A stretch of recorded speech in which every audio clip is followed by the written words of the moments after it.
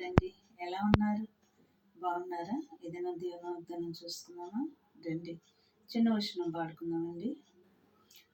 దోషము చేసినది నేనే కదా, మోసముతో బ్రతికితి నేనే కదా, మోసితివా నా పాపభారం, మోసితివా నా పాపభారం, బాసిల్లెను సిలువలు పాపక్షమా. యేసు ప్రభుని దివ్య క్షమ, బాసిల్లెను సిలువలు పాపక్షమా. ఇది నా దేవుని వాగ్దానం. మనం చూసుకున్నామండి. యెషయా 43 అధ్యాయము 1 నుంచి 2 వచనాలు చూసుకున్నామండి.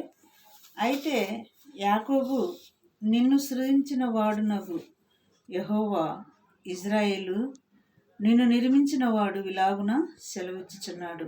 యాకోబుని దేవుడు పేరు పెట్టి పిలుస్తున్నాడండి. ఇక్కడ యాకోబు అంటున్నాడు.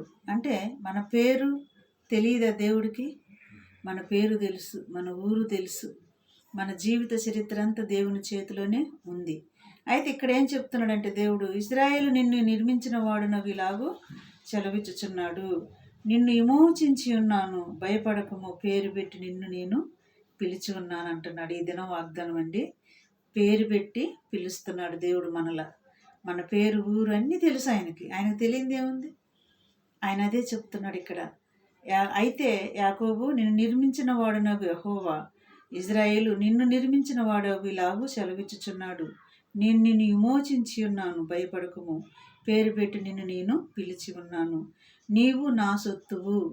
ఆయన సొత్తు మనం, ఆయన ప్రజలం మనం, ఆయన పాలించే ప్రజలమై ఉన్నాము, ఆయన సొత్తు అయి ఉన్నాము. ఆయన స్వరక్తం ఇచ్చి మనల్ని కొనుక్కున్న ప్రజలమండి మనం. అందరి కోసం ఆయన ప్రాణం పెట్టాడు.